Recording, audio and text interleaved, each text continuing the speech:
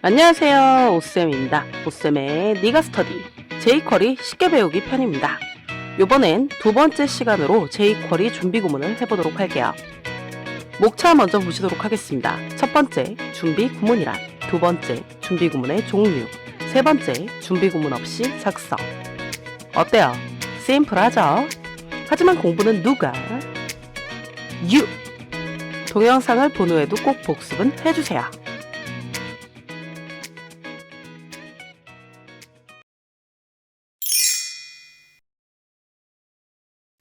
스크립트 태그가 있는 헤드 파트보다 바디 파트는 더 아래쪽에 있습니다.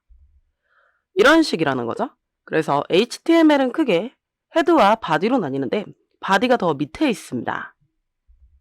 바디 부분이 문서 객체 부분인 건데 아래쪽에 있다 보니까 자바스크립트가 인식을 못합니다. 준비 구문은 문서 객체를 먼저 준비시키고 나서 스크립트 명령어를 실행하라는 구문입니다. 자바스크립트도 준비 구문은 있었어요. window.onload라고 쓰신 다음에 이렇게 콜백 함수를 쓰고 이 내부에다가 실행할 코드를 작성하면 됐었던 거죠. 하지만 자바스크립트의 준비 구문은 딱 한 번만 작성해야 돼서 사용이 불편해서 다들 잘 안 씁니다. jQuery는 준비 구문을 여러 번 써도 되기 때문에 변수를 지역 변수로도 활용할 수 있습니다. 일단 실습을 통해서 자바스크립트의 준비 구문과 jQuery의 준비 구문을 비교해 보도록 하겠습니다. 그럼 자바스크립트 파트를 먼저 볼 건데요. 이 H1 태그를 선택해서 글자색을 빨간색으로 한번 만들어 보도록 하겠습니다. 그래서 이쪽에다 바라고 쓰고요. 타이틀이라고 써볼게요. 그리고 도큐멘트 쿼리 셀렉터라고 있죠. 그래서 쿼리 셀렉터로 H1 태그를 선택을 합니다. 그리고 타이틀을 스타일의 컬러를 레드로 이렇게 처리를 해주면 빨간색으로 원래 바뀌어야 됩니다. 근데 지금 새로 고침을 해도 여기가 바뀌나요? 안 바뀌는 거 보이시죠? 왜 그러냐면 이 스크립트 태그가 바디 태그보다 위쪽에 써 있기 때문에 인식을 못합니다. 아직 이 밑에까지 내려오지 못한 거예요. 컴퓨터 언어들은 대부분 FIFO로 되어 있어서 먼저 쓴 코드 먼저 인식하고 나중에 쓴 코드 나중에 인식한다는 거죠. 물론 이 스크립트를 이렇게 밑에다가 붙이면 되기는 합니다. 그럼 빨간색으로 바뀌는 거 보이시죠? 하지만 위쪽에 쓰고 싶다라고 하면 인식을 못 한다는 거죠. 그래서 요거를 잘라 볼게요. 컨트롤 X로 자른 다음에 window.onload라고 해보도록 하겠습니다. 그리고 나서 펑션 써보도록 할게요. 그러고 나서 컨트롤 V를 눌러서 붙여 넣도록 하겠습니다. 컨트롤 S 누르면 여기 지금 빨간색으로 잘 변화되는 거 보이시죠? 위쪽에 써도 이제 문서 객체를 인식을 하는 겁니다. 그러니까 이 바디, 즉 문서 객체 쪽을 먼저 준비시키고 나서 이 내부에 코드 블록 내부에 있는 코드를 실행하라. 그런 얘기거든요. 요게 바로 준비 구문이었습니다. 근데 문제가 있습니다. 요거는 준비 구문을 2번 이상 쓰면 안 돼요. 자, 이렇게 밑에다가 이렇게 써보도록 하겠습니다. 그러고 나셔서 H1에 텍스트 데코레이션이라는 거를 밑줄을 줘보도록 할게요. 언어라인으로 줘야 되겠죠? 그럼 어떻게 처리가 되냐면요. 밑줄밖에 안 들어가요. 위에 있는 건 처리가 되지 않습니다. 그래서 이 준비 구문을 딱 한 번만 써야 돼서 굉장히 불편했었던 거죠. 그래서 자바스크립트에서는 사실 준비 구문을 쓰는 경우를 많이 못 보셨을 거예요. 개발자분들이 이렇게 쓰면 에러가 좀 많이 발생될 수 있기 때문에 사용하지 않습니다. 그럼 이번에는 jQuery 준비 구문을 해보도록 하겠습니다. 일단 준비 구문 없이 다시 써볼게요. H1을 쓰고요. 그러고 나서 CSS라는 메서드를 통해서 쓰게 되는데 컬러가 레드다. 이렇게 해보도록 하겠습니다. 그러면 안 들어가는 거 보이시죠? 네, 물론 이렇게 잘라다가 밑에다가 붙이면 처리가 됩니다. 하지만 위에다가 꼭 쓰고 싶다라고 한다면 준비 구문을 써야 된다는 거죠. 그래서 이걸 역시 컨트롤 X로 자르겠습니다. 준비 구문을 써보도록 할게요. $도큐멘트라고 쓰고요. ready 준비시킨다라고 이렇게 하고 나서 이 메서드 내부에다가 콜백 함수를 이렇게 펑션으로 써줍니다. 그러고 나서 붙여보도록 하겠습니다. 그럼 빨간색으로 바로 인식되는 거 보이시죠? 그리고 또 jQuery의 장점은 이 준비 구문을 여러 번 써도 상관없습니다. 그래서 이쪽에다가 텍스트 데코레이션이라고 써보도록 할게요. 그리고 언더라인으로 써보도록 하겠습니다. 요번엔 둘 다 적용되는 거 보이시죠? 그래서 준비 구문을 여러 번 쓸 수 있습니다. 그러다 보니까 이 코드 블록 내부에 쓰게 되면 변수가 지역 변수가 되는 거죠. 그래서 변수들을 중복적으로 써도 문제가 생기지 않아서요.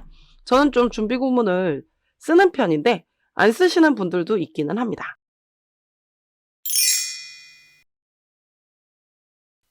준비 구문의 종류가 여러 가지가 있는데요. 기본 준비 구문 먼저 보시도록 하겠습니다. 이건 이전 실습에서 했던 거죠. 달러하고 도큐멘트, 문서 객체를 선택을 합니다. 레디, 준비시키는 거죠. 그 내부에다가 콜백 함수를 이렇게 쓰고요. jQuery 코드를 작성해 주시면 됩니다. 그 다음에 축약 준비 구문이 있습니다. 도큐멘트를 레디 하는 게 너무 길다는 거죠. 그래서 달러하고 가로 내부에다가요. 그냥 콜백 함수를 써도 똑같습니다. 방금 보셨던 내용이랑 똑같은 내용이에요. 그래서 줄여 쓰냐 줄여 쓰지 않느냐입니다. 그래서 우리는 이 준비 구문을 외우기 위해서 제가 번갈아 가면서 좀 실행을 해보도록 할 겁니다. 이 준비 구문들은 바디 내부의 태그들을 코드로 전부 읽고 난 후에 코드를 실행을 합니다. 그래서 컨텐츠가 다 구현돼야 하는 동영상과 이미지에 대한 명령이 우리가 생각하는 의도와 다르게 표현될 수 있습니다. 그래서 컨텐츠 구현 후 준비 구문을 처리를 하려면 이 코드로 써야 됩니다. 달러 윈도우라고 쓰고요. 로드죠. 그 다음에 콜백 함수를 내부에 쓴 다음에 jQuery 코드를 써주시면 됩니다. 이렇게 지금 나뉘어서 처리가 되고요. 이렇게 되면 컨텐츠가 다 구현된, 영상이나 이미지가 다 구현된 후에 처리가 되거든요. 왜 이렇게 사용하는지는 실습을 통해서 보셔야 될 것 같습니다. 기본 준비 구문은 지난 실습에서도 해서 제가 그냥 미리 써놨습니다. 그럼 빨간색이 이렇게 잘 들어가고 있는 거 보이시죠? 그럼 아래쪽에다가 축약 준비 구문을 써보도록 하겠습니다. 달러 하시고요. 이렇게 가로를 엽니다. 그리고 여기다가 그냥 콜백 함수를 써주시면 되는 거거든요. 그리고 중괄호 있는 데서 엔터 쳐볼게요. 그리고 역시 달러 하고 H1 태그를 선택을 하고요. CSS로 텍스트 데코레이션을 줘보도록 하겠습니다. 그 값은 언더라인으로 줘야 되겠죠?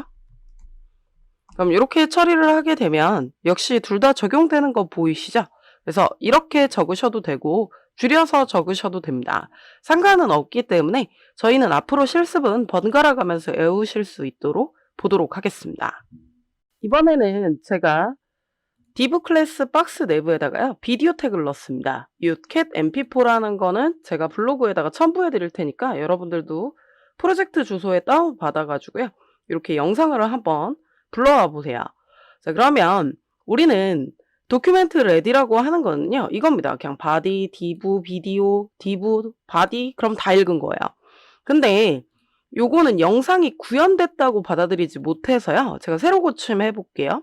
그러면 영상을 감싼 박스의 높이를 경고창에다 받아보려고 합니다.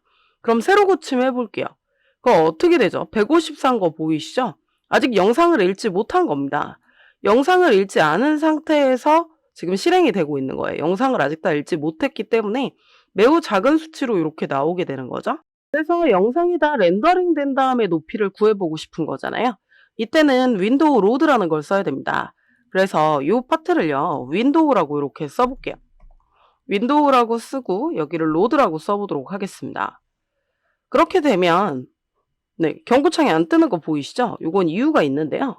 검사 가서 보면 에러가 발생이 됐을 겁니다. 이렇게 빨간색으로 에러 표시나는 거 보이시죠?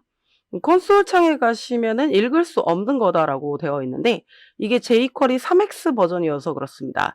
1X나 2X 썼으면 이게 잘 됐는데 3X부터 조금 달라진 게 있어서요. 요 윈도우 온로드를 이렇게 쓰시면 안 되고요. on이라는 이벤트 메서드에다가 써주셔야 되고 여기다가 쉼표 쓰시고요. 여기 작은 따옴표 쓴 다음에 로드라고 이렇게 써주셔야 됩니다. 조금 불편해지기는 했는데 이렇게 해야 영상이 다 구현된 높이까지 구해요. 한번 저장해 보도록 할게요. 컨트롤 S. 그럼 어떻게 되나요? 여기 이렇게 724라고 나오는 거 보이시죠? 높이를 인식합니다. 뒤에 아직 영상이 다 구현이 되지 않았어도 구현이 다 된 다음에 수치, 이거 경고창이라서 그런 거고요. 이런 식으로 높이를 보이시죠? 724로 잡혀져서 나오는 게 보입니다. 그래서 영상이 다 구현된 상태의 높이로 처리가 된다는 거죠. 그래서 이런 차이가 조금 있습니다. 그래서 도큐멘트 레디보다 윈도우 로드는 훨씬 더 느립니다. 그래서 이렇게 영상이라든지 이미지 때문에 뭔가 문제가 생길 때 빼고는 쓰시게 되면 안 돼요. 너무 늦게 이제 홈페이지가 시작이 되거든요.